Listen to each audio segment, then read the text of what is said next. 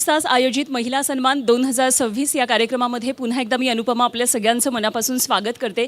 घरातला साहित्यिक वारसा, त्यातून समाजकारणाचा वसा, महिलांसाठी स्त्री आधार केंद्राचा उभारून त्यांनी महिलांना एक हक्काचं ठिकाण तयार केलं. त्यांचा आवाज त्या बनल्या. समाजकारणापासून राजकारणामध्ये एका उंचीवर त्यांनी स्थान मिळवलं.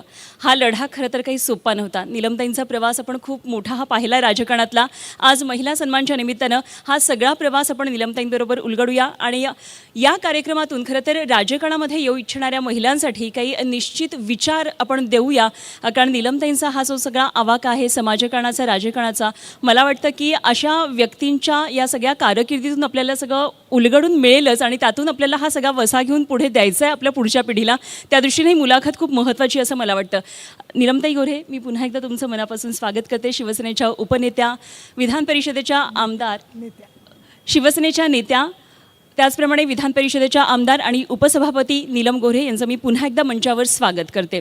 नीलमताई, खरं तर मुलाखतीच्या सुरुवातीला मला असं वाटतं की तुम्ही महिलांसाठी खूप मोठा जो लढा उभा केला आत्तापर्यंत, तुमच्या कारकिर्दीची सुरुवातच म्हणजे तुम्ही डॉक्टर जरी असलात तरी महिलांसाठी तुम्ही आवाज बनला. तर कळीच्या मुद्द्यापासून सुरुवात करते. सध्या राज्यामध्ये जो खूप महत्त्वाचा आणि गंभीर प्रश्न गाजतोय तो म्हणजे महिलांवर झालेले अत्याचार आणि जे अत्याचाराचं प्रमाण आहे ते गेल्या काही दिवसांमध्ये आपण पाहतोय, वर्षांमध्ये इनफॅक्ट खूप वाढत गेलेलं आहे. आत्ताचं हे भोंदूबाबाचं प्रकरण म्हणूया किंवा या आधीसुद्धा गावागावांमध्ये अशा अनेकदा घटना घडलेल्या आहेत. तर एवढ्या मोठ्या प्रमाणामध्ये अत्याचार झालेले आहे, महिला सापडतात, या सगळ्या घटनेकडे आपण कसं पाहता? तर पहिली गोष्ट म्हणजे हे प्रकरण उघडकीला आलं आहे, म्हणजे त्याच्यात कुणाला न कुणाला त्यातल्या चाललेल्या गोष्टी खटकल्या आणि त्यांनी त्याच्यावरती वाचा फोडायला सुरुवात केली. परंतु समाजामध्ये विश्वासघात करणं हे एक फार मोठं षडयंत्र झालेलं आहे. आणि बऱ्याचशा वेळेला आपण बघतो की छोट्या छोट्या गोष्टींसाठी अशी आपल्याला प्रवृत्ती दिसते. हे नाशिकला जे बुवाबाजीचं सगळं आपल्याला कांड झालेलं दिसतं आहे, त्याच्यामध्ये एक असं दिसतं आहे की खूप वर्ष ही व्यक्ती फसवत होती परंतु कोणी पुढे आलं नाही. खरं तर अंधश्रद्धा निर्मूलन समिती आहे, बाकीच्या सामाजिक व्यक्ती आहेत, राजकीय व्यक्ती आहेत, पण त्यांच्याकडे न जाता अशा माणसाकडे जाऊन त्यांनी ज्या सगळ्या वापरलेल्या आहेत प्रकार, सगळ्या ट्रिक्स, खोटा साप दाखवणं, महिलांवर अत्याचार करणं, खरोखर अजूनही आपला समाज स्वतः विचार करत नाही असं मला वाटतं.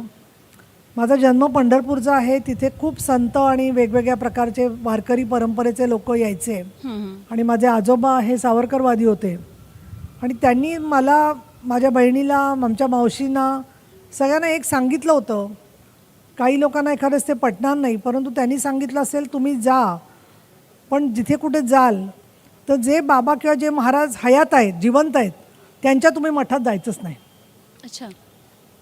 ते गेल्यानंतर त्यांच्या म्हणजे तुम्ही प्रवचन ऐका, चर्चा करा, पण एकट्याने असं कुठल्याही हयात बाबाला भेटायला जायचं नाही. हे किती वर्षांपूर्वी किती म्हणजे जवळजवळ आता 45-45-50च्या सुमाराला त्यांनी हे सांगितलं.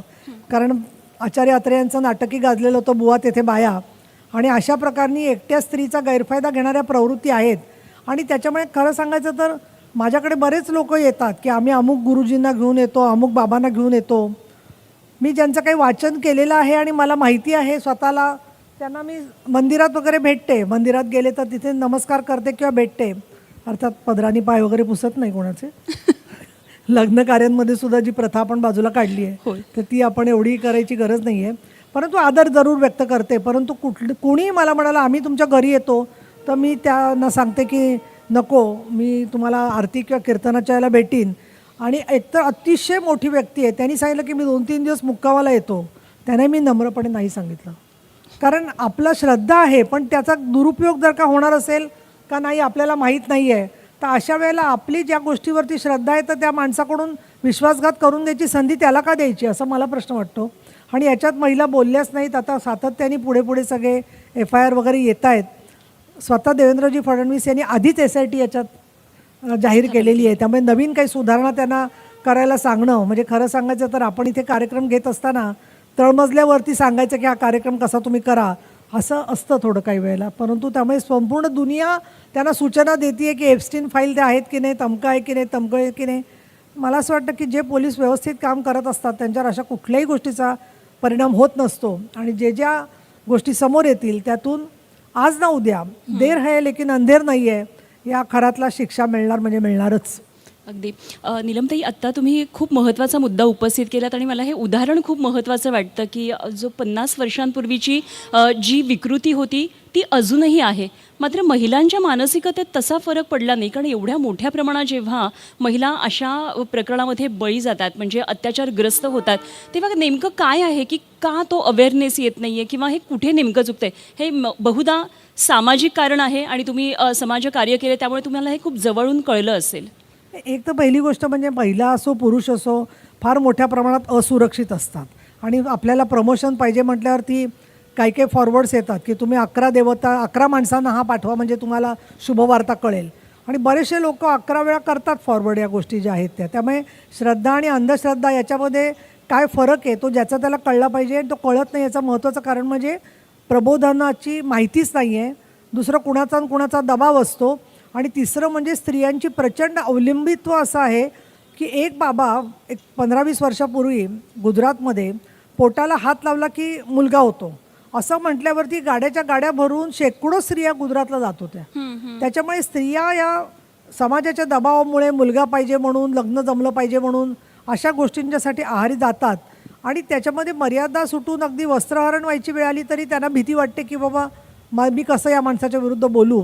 पण पुरुष वर्गही तेवढाच झालेला दिसतोय अगतिक. मला असं दिसतं की गाड्या देत आहेत, परदेशी नेत आहेत, खोटाच हा पाय कळतोय तरी घाबरतायत त्याला.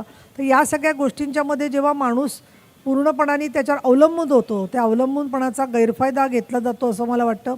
दुसरं आपलं एक मानवी मन आहे की कोणी चांगलं बोललं तर ते खरं वाटतं, तसं नसतं जगामध्ये. आणि तिसरं आपण मुलांवर संस्कार करतो की आपण चांगले असलो की जग चांगलं असतं, पण तसं नाही आहे. आपण चांगले असलो तरी आपल्याला फसवणारी लोक पण असू शकतात. याच्या बाबतीमध्ये तेवढी जागरूकता नाही आहे, ही वस्तुस्थिती आहे. अगदी सामाजिक महिलांच्या या प्रश्नापासून मी थोडंसं राजकीय एका प्रश्नाकडे वळते. सध्या आपण पाहतोय की खूप चांगलं खरं तर एक चित्र आहे की महिला राजकारण्यांचं प्रमाण हे मोठ्या प्रमाणात वाढलं. आत्ता जी निवडणूक झाली त्यामध्ये तर मोठ्या प्रमाणामध्ये महिला उमेदवार निवडून आल्या.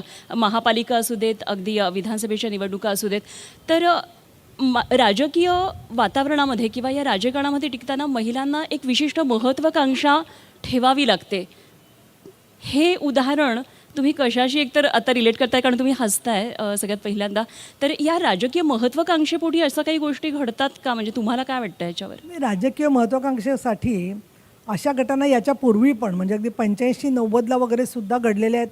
जुने ज्यांनी राजकारण कव्हर केलं त्या लोकांना माहिती आहे की ज्याच्यात एका पक्षाचा कार्यक्रम होता कलकत्त्याला, आणि त्या ठिकाणी ट्रेनमध्ये जातानाच इतक्या महिलांवर बलात्कार झाले होते, आणि नंतर जेव्हा स्टॅम्पेड झालं तिथे काही दुर्घटना घडली त्या स्टेडियममध्ये, तर त्या स्टेडियममध्ये शेकडो अंतर्वस्त्र सापडली होती महिलांची. हा प्रसिद्ध आहे, मी नाव पक्षाचं सांगत नाही आहे, परंतु ही एक गोष्ट. दुसरं तिकिटाच्यासाठी महिलांनी आक्रोश देखील केलेले आहेत, कोर्टात गेलेले आहेत की आमचा गैरफायदा घ्यायचा प्रयत्न केला, डायरेक्ट ऑफर दिली. परंतु महिलांना 94 सालापासून आरक्षण मिळाल्यानंतर स्त्रियांची संख्या वाढली राजकारणामध्ये. स्त्रिया जास्त ग्रुपनी जायला लागला, आणि मला आठवते की 93 साली महिलांचं शिबिर घेतलं मी पहिलं बीडमध्ये, आणि त्या स्त्रियांना विचारलं की तुम्हाला सगळ्यात आनंद कसला झाला, तर त्यांनी सांगितलं की पुरुषांच्या गाडीमध्ये बसून जावं लागत नाही, आम्हाला जिल्हा परिषद अध्यक्ष किंवा स्टँडिंग कमिटी अध्यक्ष म्हणून गाड्या मिळतात, म्हणून आम्ही स्त्रिया सुरक्षितपणे प्रवास करू शकतो. त्याच्यामुळे इथून ते आता 50% आरक्षण मिळाल्यामुळे स्त्रियांची संख्या वाढलेली आहे. पण महत्त्वाकांक्षा जी आहे त्या महत्त्वाकांक्षेमध्ये पुरुष वर्ग जसं काही वेळेला लाच देतो, तसं स्त्रीला अशा पद्धतीने शरणागत करणं आणि तिचा त्याच्यावर विश्वास बसणं, अशा गोष्टीतूनच बऱ्याच वेळेला वासनाकांड झालेली दिसतात. परंतु काही वेळेला तो सौदा पण असतो, आणि म्हणून मग स्त्री ते बोलायलाच इच्छा मागत नाही, कारण तो सौदा तिला काहीतरी देणारा असतो कशाच्या तरी बदल्यामध्ये. आणि मग ते ज्या वेळेला तुटतं त्यावेळेला ती मग म्हणायला लागते की माझी फसवणूक झाली. असं सुद्धा दुर्दैवाने काही वेळेला होतं. पण आता विशाखा समिती झालेली आहे, हॅरेसमेंट ॲट वर्कप्लेससारखी कायदे झालेले आहेत, मी टू सारखी चळवळ झाली मोठी 2018मध्ये की ज्याच्या स्त्रियांनी समोर येऊन या गोष्टी सांगितल्या. आणि आता एक झालेलं आहे नक्कीच आरक्षणानंतर की माननीय पंतप्रधान मोदी साहेबांनी विधानसभा आणि लोकसभेत सुद्धा 1/3 आरक्षणाचं विधेयक 2029च्या आधी आणलं जाणार म्हटल्यावरती ज्या महिलांना वाटत होतं की आम्ही राजकारणात कशाला जायचं, तर माझं तुमच्या सगळ्या पुरस्कार विजेत्यांना असं सांगणं आहे की ज्यांना असं वाटत असेल की आम्ही राजकारणात जाऊन काम करू शकतो, आमच्या कुटुंबात आम्हाला सहकार्य आहे किंवा कुटुंबात सहकार्य नसलं तरी लोकांचे प्रश्न सोडवण्यासाठी आम्ही त्यांना या बाबतीमध्ये हळूहळू कन्व्हिन्स करू शकतो, तर त्या स्त्रियांनी अगदी मुक्त मनाने राजकारणामध्ये जरूर यावं. त्यांना वाटेल त्या योग्य पक्षामध्ये. त्याच्यात अर्थात पत्रकारसुद्धा महिला आणि मुली आल्या असं मला वाटतं की ज्यांना वाटत असेल तर त्यांनी, कारण शेवटी एवढ्या मोठ्या प्रमाणात महिला आमदारांची संख्या वाढवायला प्रत्यक्षामध्ये नुसतं पक्षांमधून ते केडर येईल असं नाही आहे, पण त्याच्यासाठी निदान 3-4 वर्ष काम करायला लागतं. बऱ्याच जणांना सगळं आयती संधी पाहिजे असते. खूप जणींची समजूत अशी, अनुपमा, मी वाढवत नाही जास्त, पण इव्हेंट म्हणजे राजकीय कार्यक्रम असं झालेलं आहे. असं नाही आहे. लोकांचे प्रश्न सोडवण्यासाठी तुम्ही किती वेळ देता, किती प्रमाणामध्ये त्याला विश्वास वाटतो आणि त्यातून तुमचा रिझल्ट किती आहे याच्यावरती बऱ्याचशा लोकांचा विश्वास अवलंबून असतो असं मला वाटतं. अगदी नीलमताई, खूप महत्त्वाचा मुद्दा आता तुम्ही